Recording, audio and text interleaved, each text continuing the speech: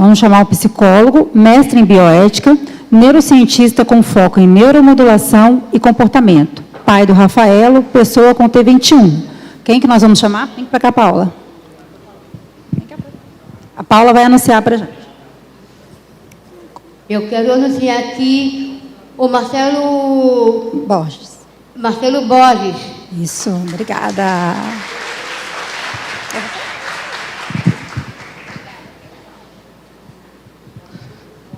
Agora eu tenho uma grande tarefa de fazer com que vocês não durmam, né?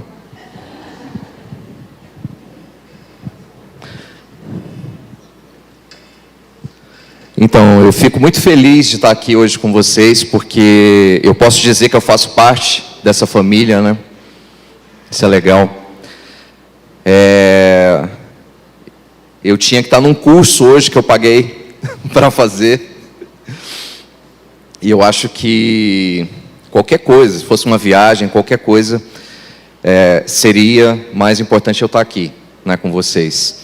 E eu digo que eu estou aqui como Marcelo, né, principalmente. Inclusive, não dá tempo da gente falar sobre ABA, não dá tempo da gente falar sobre TED, não dá tempo da gente falar com profundidade de tudo que a gente precisa, né? Até eu estava falando com a Érica que no próximo evento a gente vai fazer oficinas, né, para poder trabalhar a estimulação sensorial, para poder trabalhar todas as esferas. Eu acho que isso é muito importante. Uma coisa legal é que a gente foi conversando e pedindo para que um não entrasse no tema do outro. Eu achei interessante isso. Por que que isso acontece? Porque a gente tem que trabalhar junto os temas. O Gonzalo estava falando sobre como ele se sente, ele estava falando dos sentimentos dele, né? Eu me senti, né, representado no palco, naquele momento. E eu acho que isso é o mais importante para a gente hoje.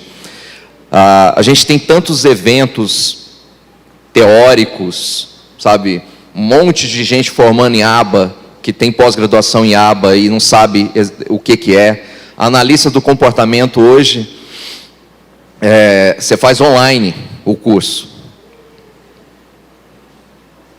E aí, você tem o plano de saúde, paga caro, você quer ser bem atendido, e o que acontece? A gente tem uma pessoa que vai lá brincar com o seu filho. A gente fala que a maioria das clínicas estão funcionando como se fossem depósitos de criança. Pode passar. Então eu queria começar com isso. Inclusive, vamos tentar levar bem suave. Eu preparei algum material para vocês. Vocês vão me procurar na rede social e me chamar na rede social. E eu vou mandar para vocês o material, tá? De habilidades sociais, de TOD. Se alguém precisar de ajuda com alguma coisa, pode mandar mensagem que eu vou estar falando com vocês, tá? Mas hoje a gente vai trabalhar sentimento, sensações, né, relacionado ao comportamento. Presta atenção nessa imagem. Volta. O que vocês imaginam que pode na vida de vocês? O que pode? Tudo. E o que não pode?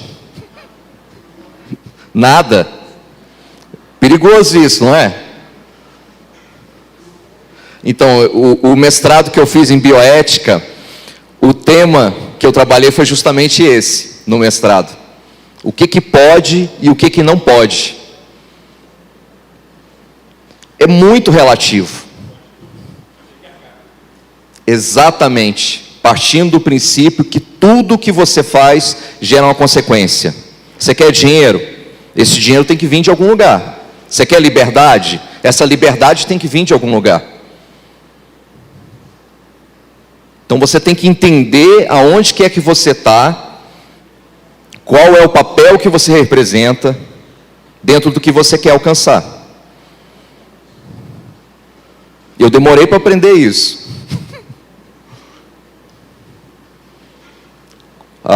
Na minha infância, eu queria tudo. Eu não tinha limites. Eu posso dizer que eu era a ovelha negra da minha família. Porque tudo eu queria. E aí, com o passar do tempo, eu fui entendendo as consequências. E como é que a gente entende as consequências?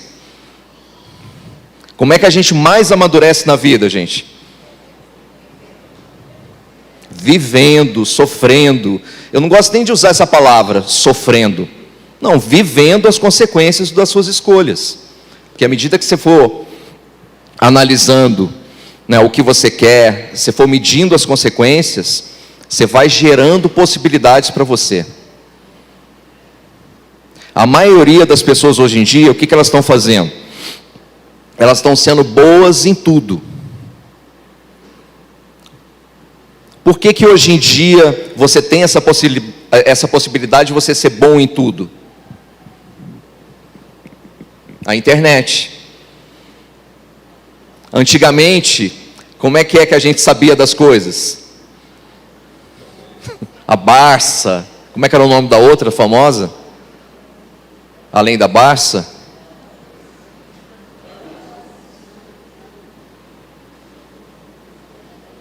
Eu tinha o maior prazer em abrir aquilo ali e buscar as coisas e tudo. E aí hoje em dia você tem acesso à informação numa velocidade tão grande. Pra você ter uma ideia, eu dei aula na faculdade durante 7 anos. Para ser sincero, tinha aulas que eu ficava com medo de dar. Porque o aluno fica com o celular na mão. Você fala alguma coisa, ele te questiona. Então você tem que ter muita argumentação, você tem que ter sabedoria para você trabalhar isso, essa informação. A informação que a gente vê na internet é real? É verdadeira? Nem sempre, né? Se eu sou dono de uma fábrica de medicamentos, ou se eu quero lançar um medicamento no mercado, eu vou puxar a sardinha para isso. Se eu tenho um desejo por trás, né, eu vou fazer com que aquilo seja interessante. E fácil, é muito fácil você tornar alguma coisa interessante na internet. E a gente tem que trabalhar isso com os nossos filhos. Eu tenho clientes adolescentes, vários, que batem boca comigo no consultório. Quando eu falo alguma coisa, ele argumenta, questiona, e aí o que eu ensinei para eles? Irem na fonte. Vai atrás, descobre, porque você vai voltando a mensagem, voltando os textos, voltando, porque lá embaixo, sempre quando tem algum texto escrito, tem embaixo dizendo onde que é. Se não tiver, pesquisa. Inclusive eu tenho alguns aplicativos que eu passo para os adolescentes, que você coloca, que é aqueles que a gente usa na faculdade para descobrir se o cara está fazendo plágio ou não, né? Então você pega o texto, copia aquilo lá que você pegou, e aí ele te mostra várias coisas parecidas com aquilo. E aí você vai atrás e vai buscando. Por que a gente está falando disso de verdade? Porque a gente, como pai, a gente é questionado em relação ao que a gente quer. Amigos, parentes, profissionais de saúde, eles questionam o que a gente quer. O nosso desejo de querer o melhor para o nosso filho. Eu achei interessante algumas falas, né, que toca a gente, né, durante as palestras. Eu ouvi da doutora que tudo bem a criança começar a falar com 5 anos de idade, porque quando você tem um filho, você tem expectativa, né? Você fica, né, querendo que ele fale e tudo. Meu filho começou a me chamar de pai, ele tinha 3 para 4 anos, né? E ele está fazendo 6 anos esse ano, em dezembro, e a gente está ensinando ele a falar eu te amo. Por que eu estou falando isso para vocês? Isso é importante para ele? Não. Isso é importante para mim. Por que a gente precisa do eu te amo?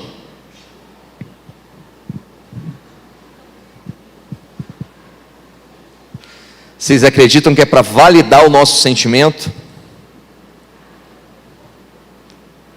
E eu fico até arrepiado, porque na terapia, quando ele tinha 3 anos de idade, a frustração, essas sensações que a gente tem, né, no dia a dia, eu percebi, né, que ele me amava demais. Na minha terapia que eu estou falando, eu percebi que ele me amava demais. Sabe como? Através das lembranças, de um vídeo que você grava, do jeito que ele olha para você. Então isso é muito mais importante do que eu te amo. E eu estou levantando essa questão para vocês porque a gente tem mania de achar que sabe o que a gente quer. E eu não queria que ele me dissesse, eu te amo. Eu queria sentir. E quando a gente quer alguma coisa com muita força, a gente apaga o que a gente tem. A gente para de prestar atenção no que a gente tem. E às vezes você tem tantas conquistas, você tem tanta coisa boa acontecendo na sua vida. O seu filho está te alimentando de tantas formas e você não consegue perceber. Então tem tudo a ver com isso que a gente está falando, do que pode e do que não pode. Quanto mais você trabalhar a sua respiração, quanto mais você se acalmar e se centrar, quando você estiver com seu filho, quando você estiver prestando atenção no desenvolvimento dele, mais você vai crescer, mais você vai amadurecer. E isso não tem preço. Eu fiz a faculdade de psicologia, eu formei em 2003. Não tinha internet, essas coisas, igual a gente tinha hoje. A gente estudava naqueles textos que eram tão velhos, acho que até hoje ainda tem lá na faculdade. Eram tão velhos os textos que chega a parecer papilo, os textos que a gente tinha que tirar xerox para estudar. Então a gente estudava antigamente o desenvolvimento normal. A gente aprendia o que era normal acontecer no desenvolvimento das crianças, no desenvolvimento das pessoas. Depois que eu formei, que eu fui fazer pós-graduação, que eu comecei a atuar, que eu percebi que o importante não era o que era normal. O importante era o que estava acontecendo que limitava o meu filho. Hoje tem um monte de gente que fala em capacitismo e tudo, mas são os que mais contribuem para o capacitismo.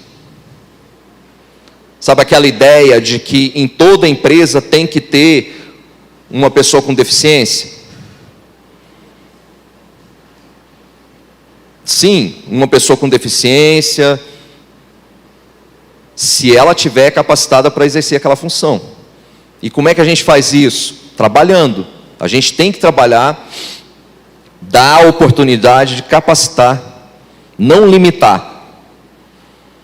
E a gente vê isso o tempo todo. Sabe a história da sala de recurso, a história igual o doutor estava falando em relação ao PEI. A maioria das pessoas não tem nem ideia do que é isso, gente. Trabalha com copia e cola. É muito importante a gente entender para a gente poder cobrar. Se a gente sabe exatamente o que é que pode ter, sabe, de você sentar e discutir o plano de ação, um plano de interação com os professores, com os terapeutas, um trabalho em conjunto, onde a gente tem a condição de dizer o que a gente sente, da gente perceber o que é o melhor para aquela criança, para o adolescente, para o adulto, e capacitar ele para que ele consiga exercer qualquer coisa que dentro da capacidade dele. Eu acho o máximo, sabe, quando eu vejo uma reportagem que tem uma menina com síndrome de Down que tirou a carteira de motorista, formado em fisioterapia, formado em pedagogia,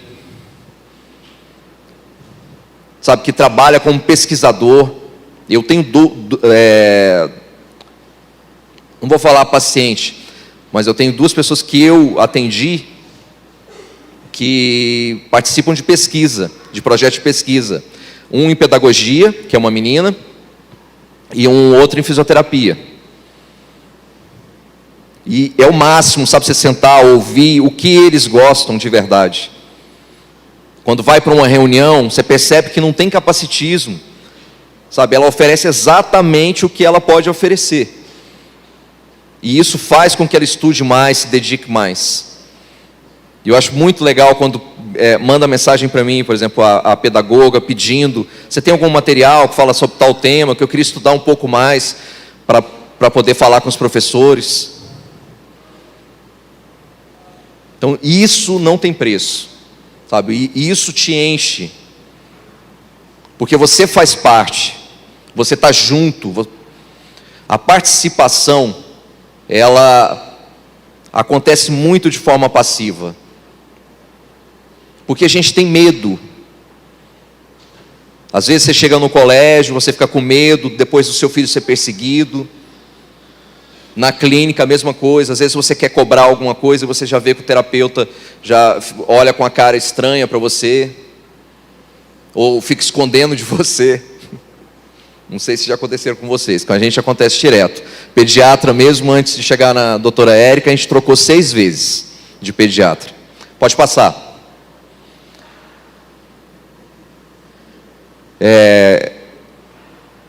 Da onde que vem a agressividade?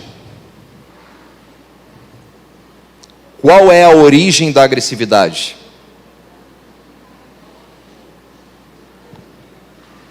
Alguém falou alguma coisa? A agressividade é uma representação ou de regulação ou de um desejo, uma vontade. A agressividade, ela pode ter vários níveis. Como é que a gente identifica que uma pessoa é agressiva sem ela se manifestar a agressividade? Vocês sabem? Tensão, rigidez. Tem gente, para você ter uma ideia, que nunca bateu em ninguém. Nunca levantou a voz, nunca alterou a expressão facial, mas é extremamente rígida. Esse tipo de pessoa, ele não manifesta a agressividade dele. E o que acontece com essa pessoa? Ela adoece. Fibromialgia, problemas cardíacos, problema de circulação, problema de estômago. Por que eu estou falando isso para vocês? Porque ser agressivo faz parte da vida. Agora, como você expressa essa agressividade? Como você manifesta a sua agressividade? Dá um exemplo para vocês. Eu vou pedir a colaboração de vocês para vocês darem um grito no 3. Vocês vão gritar o que vocês quiserem. Vamos lá? No 3. 1, 2, 3. Vamos de novo. Vamos lá. 1, 2, 3. Melhorou. Como é que vocês se sentiram? Mudou alguma coisa?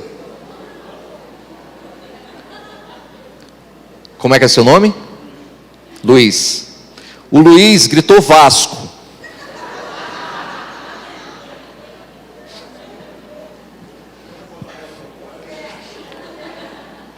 O que acontece? No futebol, você consegue colocar para fora. Às vezes, você, no trabalho, em casa, você passa por momentos de tensão, por momentos de rigidez. E quando você está lá torcendo, gritando, xingando, da forma que você está fazendo, você sai da sua zona de conforto, você se expressa, você coloca para fora tudo de ruim ou tudo que te incomoda. Você pode canalizar para isso, você pode canalizar para a luta, você pode canalizar para um desenho, sabe, para pintura, para escultura, cortar madeira. Você pode canalizar para o que você quiser. Você pode cantar. Eu até tentei, mas não deu muito certo não, ficou muito ruim. Mas tem gente que canta muito bem. Então tenta pensar no que para você te ajuda. Você não tem que fazer a mesma coisa que todo mundo. Você não tem que ficar olhando na internet o que fulano está fazendo, está funcionando. Você não tem que tomar o mesmo remédio que todo mundo toma. Mas tenta entender o que funciona para você colocar para fora. Porque se você coloca para fora, o que acontece com o seu filho? Automaticamente, o seu filho se sente parte. Porque quando o seu filho está expressando a raiva dele, você olha para ele como se ele estivesse fazendo alguma coisa muito feia. Aí vocês vão falar assim, é porque você nunca viu meu filho expressando a raiva. Não é porque eu tenho clientes que a criança quebra a TV, né? Não tem celular, que toda semana tem que comprar um celular diferente. O que é que falta para a gente conseguir regular quando você percebe que está fazendo muito mal? Quando você percebe que a forma como uma criança, adolescente ou o seu filho adulto expressa raiva, o que você pode fazer? Direcionar. Isso é muito importante. A direção é o caminho para o equilíbrio. Não é uma coisa que você vai fazer e sempre vai funcionar. Eu tenho casos, para você ter uma ideia, que a gente consegue manter a criança regulada quase 90% do tempo. Que pouquíssimas ocasiões. Mas cada caso é um caso. Então você tem que sentir a criança, você precisa entender principalmente a origem. Tem crianças, para você ter uma ideia, que o colégio indica para a gente, que a gente começa a fazer o trabalho. Eu não sei se vocês viram lá na apresentação, eu já trabalhei para a Secretaria Estadual da Educação de Goiás e do município, né, trabalhando com suporte, e hoje a gente está dando suporte para a Secretaria da Educação de São Paulo.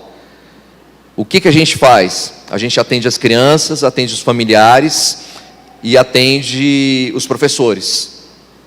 A gente cuida especificamente disso, de regulagem. A gente ensina técnicas, ajuda a monitorar casos especificamente relacionados a isso. E isso é muito importante.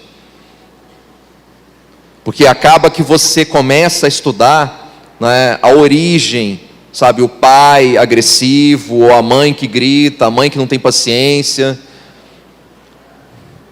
E muitas das vezes os pais, os avós, o cuidador é irresponsável.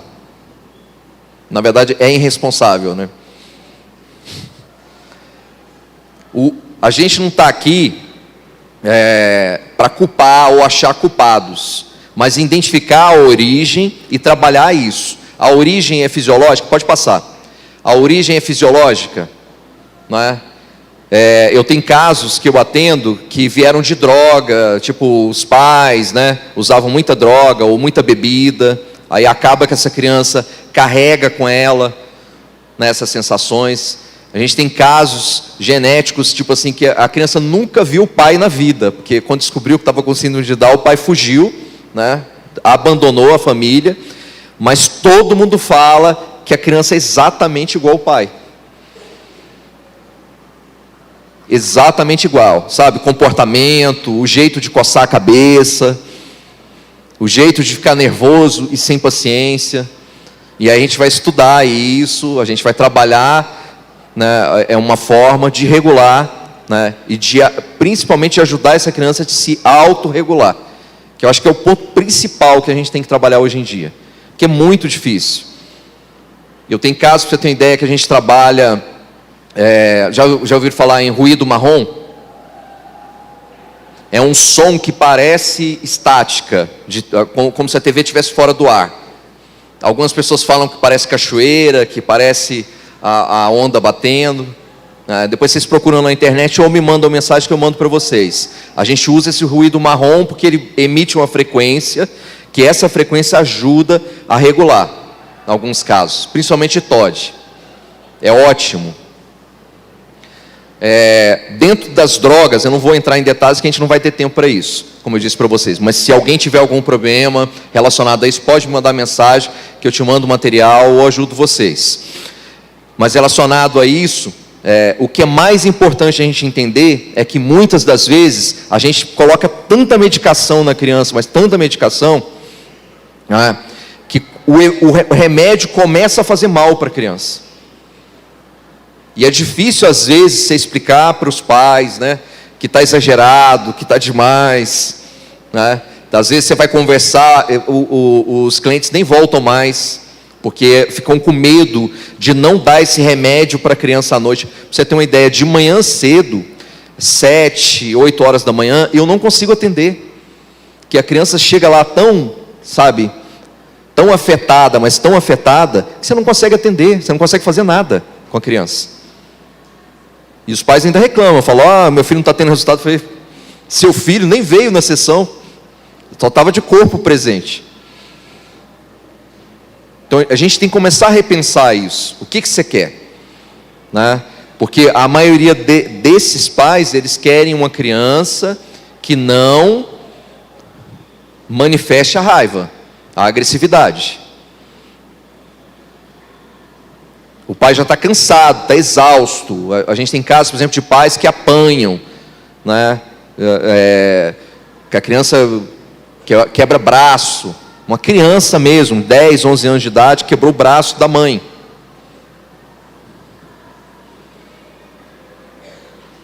Tem outro caso de uma criança que deu um tapa na mãe dirigindo e a mãe quebrou o nariz no volante. Então, a gente tem que lidar com esse sentimento de que a gente não é adequado. E eu digo para vocês, a gente vive num mundo que não é adequado. A gente vive num mundo que não é adequado. Então, isso é muito importante. Você buscar um ambiente seguro para poder trabalhar essas questões. Para você poder desenvolver essas questões. A gente está tendo muito sucesso com muitas coisas. Pode passar. Então, normalmente, o que eu faço com todos os clientes é isso. Para a gente estabelecer um diagnóstico e um plano terapêutico, a gente precisa entender as origens, a gente precisa estudar os sinais, a gente precisa estudar o quanto isso acontece no dia a dia, para a gente poder traçar o que a gente pode fazer por aquela família. E ainda digo para vocês, o que a gente pode fazer por essa família. Porque tem alguns casos que a gente visita a casa, a gente trabalha dando material para o mediador trabalhar, a gente trabalha em conjunto com o colégio. Eu falo os profissionais, psicólogo, fono, não estou falando de uma equipe que o Marcelo tem, não. Estou falando que tem que ser assim. Porque se você trabalha dessa forma, você cria uma possibilidade, dessa família toda ser tratada. Eu não consigo atender uma criança que eu não vejo os pais. Tem pai que é lindo na hora de fazer a entrevista. Vai na clínica, você precisa ver, não, que eu faço isso, que eu faço aquilo, e depois você nunca mais vê esse pai. Nunca mais aparece para você. Aí você sempre está ali com a cuidadora, uma babá, uma secretária. Você passa a atividade para a mãe fazer, e depois se você descobre que ela nunca fez, que quem está fazendo é a babá, que a mãe nunca estava lá para fazer. Não estou culpando a mãe, eu estou dizendo que a gente tem que trabalhar em cima do que você pode. Em cima do que você pode no dia a dia. Então, por exemplo, vamos supor que você tenha que trabalhar o dia todo e você tem uma outra atividade, você, estuda à noite. E aí você só tem um horário vago no meio do dia, você só tem um horário vago no final de semana. Então a gente vai trabalhar em cima do que você tem e não em cima do que eu quero. Eu quero que você leia para o seu filho todos os dias. Pô, eu não consigo. Mas o tempo que eu estou com meu filho, eu consigo tirar o meu celular e consigo prestar atenção no meu filho. Pode ser? O tempo que eu tenho, você consegue olhar nos olhos do seu filho e trabalhar algumas frases? Eu tenho exercícios que eu passo para os pais, que eu coloco os pais para falar com os filhos enquanto eles estão dormindo. Então, a tua criança está lá dormindo, e aí você vai emitir uma frequência para essa criança enquanto ela está dormindo. Difícil isso? E a gente está tendo resultados excelentes com o Todd. E a gente vai trabalhar frases: eu te amo, você é importante para mim, nananã. E aí o que acontece quando você fala isso? Para quem é que ecoa essa frase? Para você. Tudo que você fala para alguém, quem é que escuta primeiro? Você. E às vezes você precisa ouvir isso. Você precisa refazer essa conexão. E isso não tem preço. Você vê no outro dia que você muda. E se você muda, se você se sente mais seguro, se você não se sente vulnerável perto do seu filho, ele vai agir diferente com você. Vocês sabiam que, fazendo uma correlação do Todd com altas habilidades, a maioria do Todd, são crianças extremamente inteligentes. O TDAH são crianças extremamente inteligentes. Você só tem que descobrir qual é a habilidade, qual é a alta performance dele, em que área. E às vezes é difícil porque você fica preocupada com o quê? Ele tem que fazer a tarefa de casa, ele tem que tirar boas notas, ele tem que performar, tem que ter alta performance, né? O tempo todo a gente cobra isso. Os colégios, né? Eu quero pagar um colégio, meu filho fica integral, porque ele vai fazer, num período ele vai ter aula, e no outro período ele vai ter o acompanhamento, ele vai ter alguém que pegue ele, ensine a tarefa, faça as coisas para ele, né? E às vezes o que seu filho precisa? De carinho, de atenção, precisa se sentir amado. Quanto tempo você precisa para demonstrar isso para o seu filho? Quanto tempo você precisa para demonstrar para o seu filho o quanto você ama ele?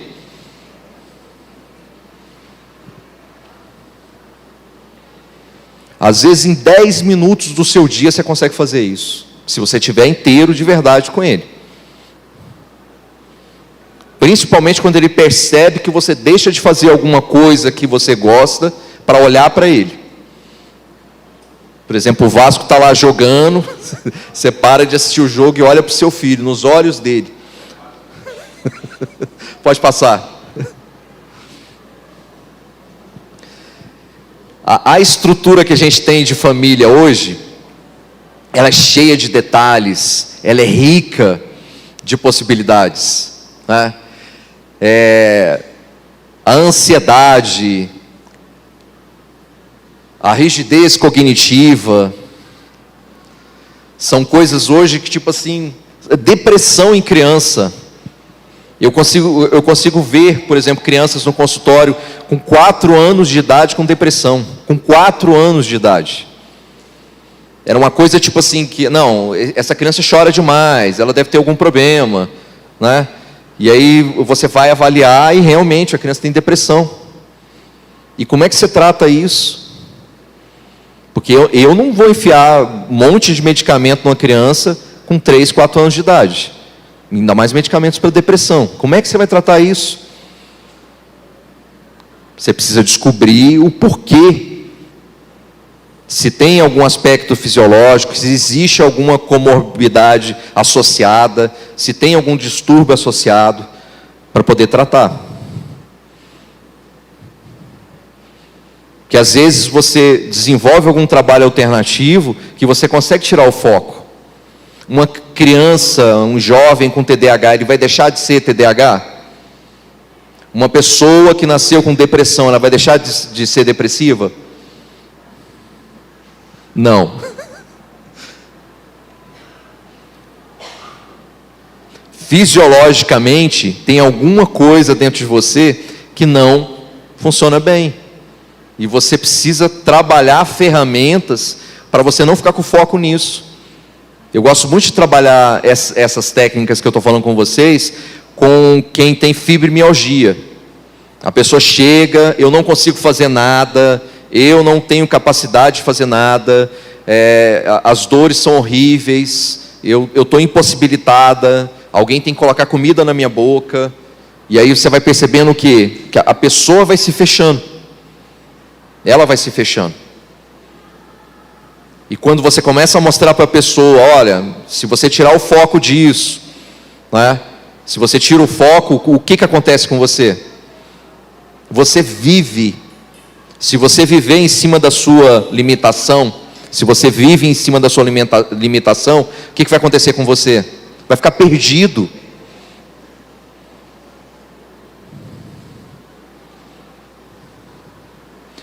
A depressão, né? Ela é uma doença hoje que ela tem vários níveis diferentes, mas que ela pega você e te transforma numa pessoa completamente diferente. Quando a gente está tratando alguém com depressão, a gente não faz com que a pessoa volte a ser quem ela era antes da depressão.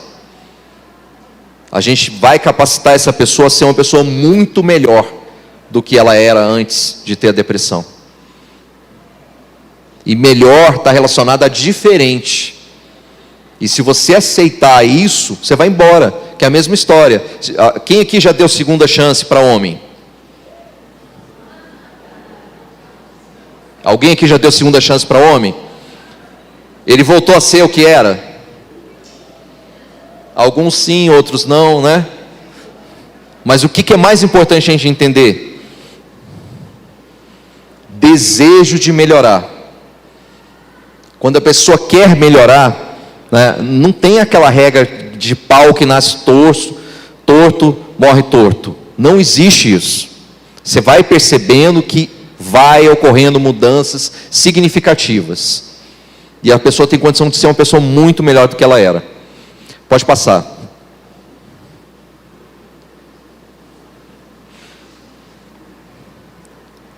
Então, eu lido no consultório com uma grande polêmica, que só existe dois caminhos: ou a medicação oral ou injetável.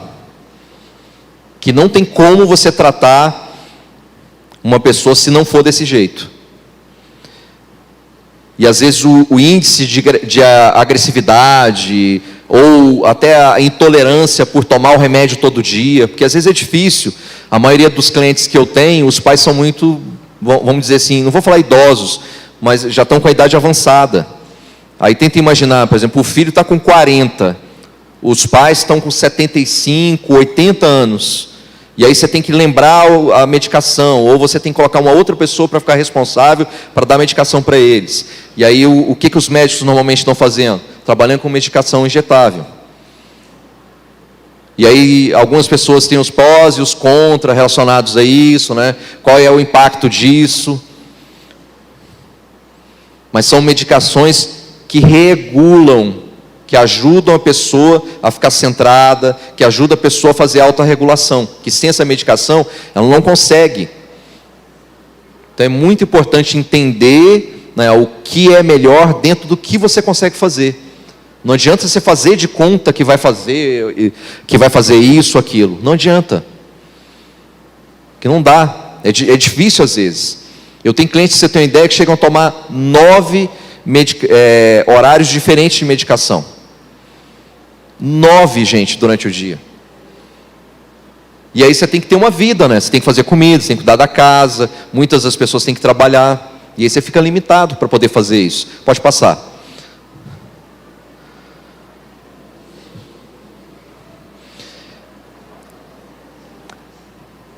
Vamos pensar especificamente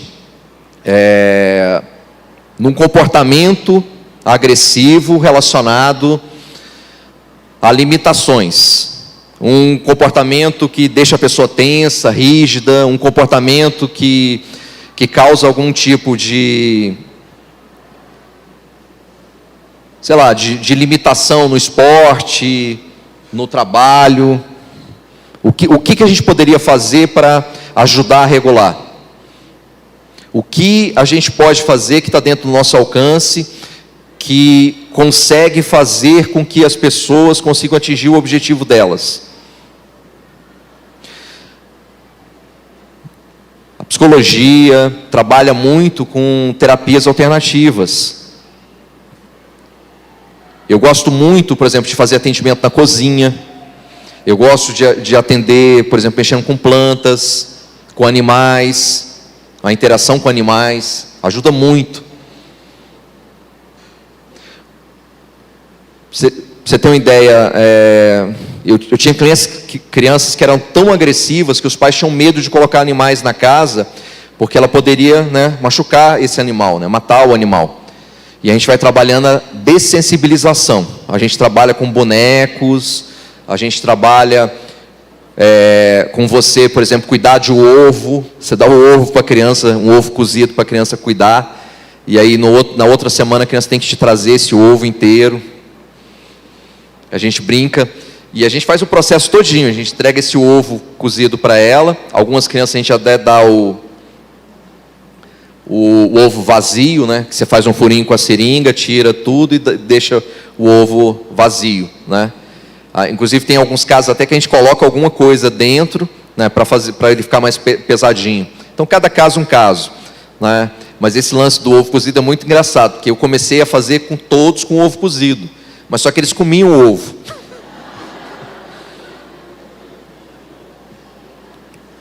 E aí não dá, né?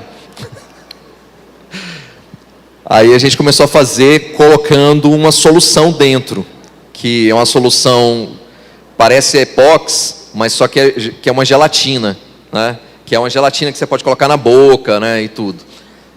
Que você injeta lá dentro e ela congela. Né? Ela endurece. Essa é legal. Essa eles não comiam.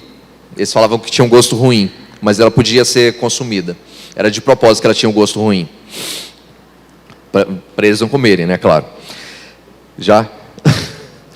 Vamos tentar pensar que a gente, eu estou contando para vocês, eu estou lembrando, né? Eu comecei a trabalhar com essa técnica na faculdade em 1996. Olha quanto tempo. 1996. E eu encontro com algumas das crianças, agora que são advogados, médicos, né? E eles lembram do ovo. Lembra do ovo. Então tem coisas que acontecem na vida da gente, tem pessoas que passam na vida da gente, que marcam a gente, que ajudam a gente. Né? Então isso é muito bom. Pode passar. Esse slide passado, esse que eu pedi para ele passar, ele fala sobre as medicações. Depois, se alguém quiser, eu fiz um mapeamento entre os que são mais usados e tudo, mas a gente tem muitas coisas que... Tem algumas pesquisas e tudo, que a gente consegue acionar, né, judicialmente. Então é legal isso, né, de você poder acessar, ter, né, contato com isso. Aqui tem um link, né, não vai dar para a gente ver que está sem som, e não adianta só a imagem. Fala sobre o neurofeedback. Vocês já ouviram falar do neurofeedback? Então a gente trabalha também lá na clínica com neurofeedback, neuromodelação, né, e bioneuromodelação. Também é muito bom. A gente está tendo resultados muito bons, inclusive para depressão. A pessoa fica regulada com depressão, geralmente com 4 meses de atendimento. Casos, para você ter uma ideia, de crianças que quase não falavam na adolescência, não interagiam socialmente, a gente consegue trabalhar isso também. Aí se alguém quiser conhecer, né, a gente pode mostrar para vocês como funciona e tudo. Só mandar mensagem que eu mando para vocês os vídeos. Pode passar para frente.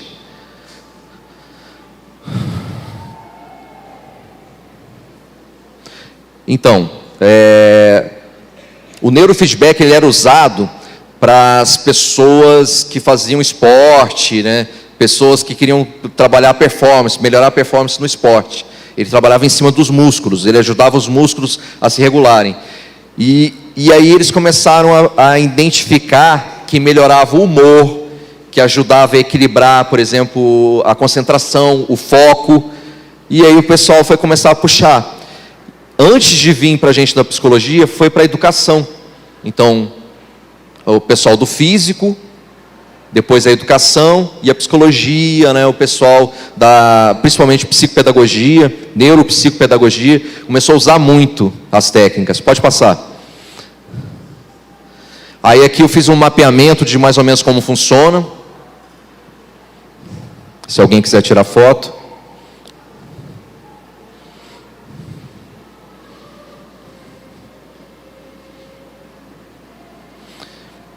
Então, o mais legal dessa técnica é que, por exemplo, se o seu filho gosta de videogame, ele pode jogar o videogame e eu fazer a aplicação, né? Se a sua mãe gosta de assistir novela, ela pode assistir a novela enquanto faz a aplicação.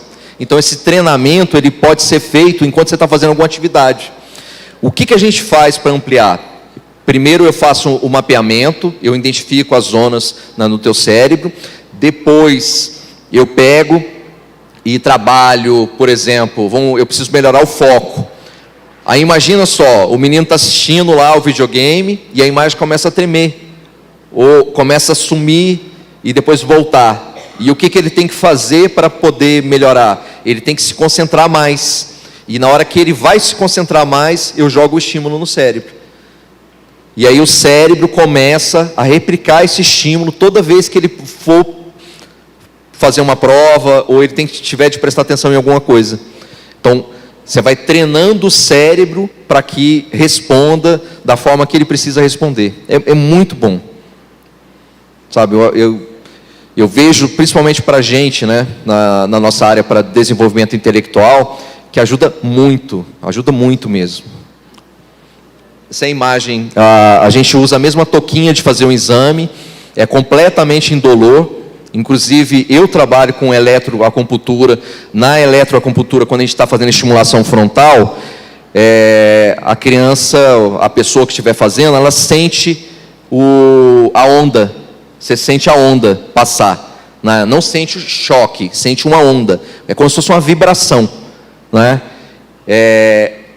E no neurofeedback você não sente absolutamente nada. Não esquenta, absolutamente nada. E o aparelho que a gente usa, ele é sem fio. Então, se for uma criança de nível 3, de suporte, por exemplo, eu posso brincar com ela, fazer alguma atividade com ela, que eu faço muito isso, principalmente com TDAH. Eu jogo bola dentro do consultório com ele, enquanto ele faz a aplicação.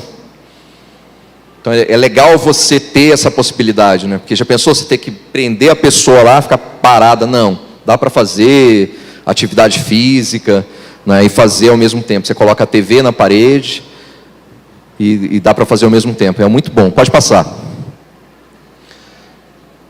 Como eu falei para vocês, é muito importante vocês estarem sendo cuidados. Eu achei até interessante que bem na hora da gente trabalhar a parte da psicologia, os meninos foram todos embora, né, os adolescentes, né? Saíram da sala. Então, vamos tentar pensar em algumas coisas que não estão escritas aí, que vocês acham que é importante para vocês, cuidarem da saúde de vocês.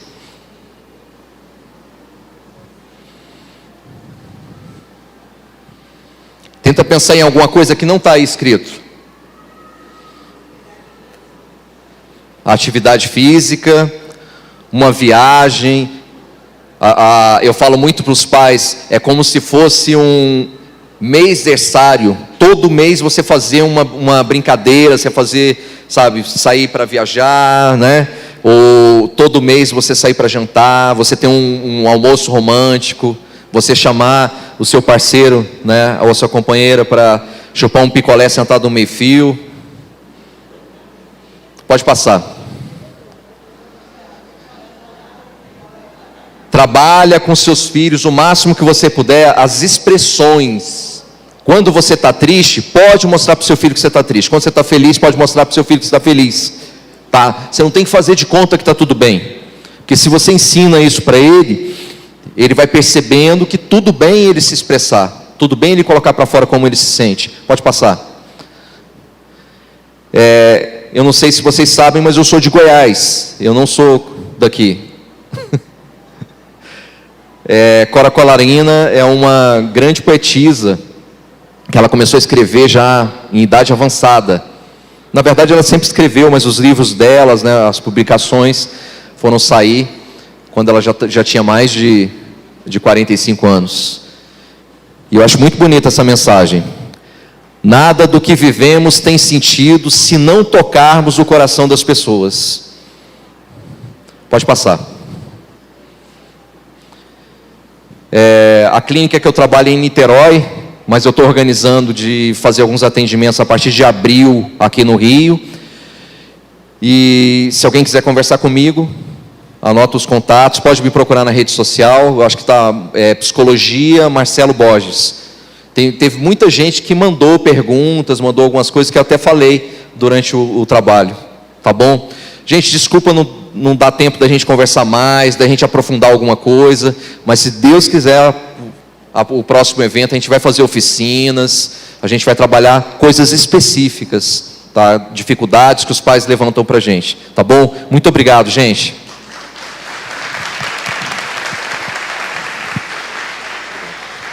Nada.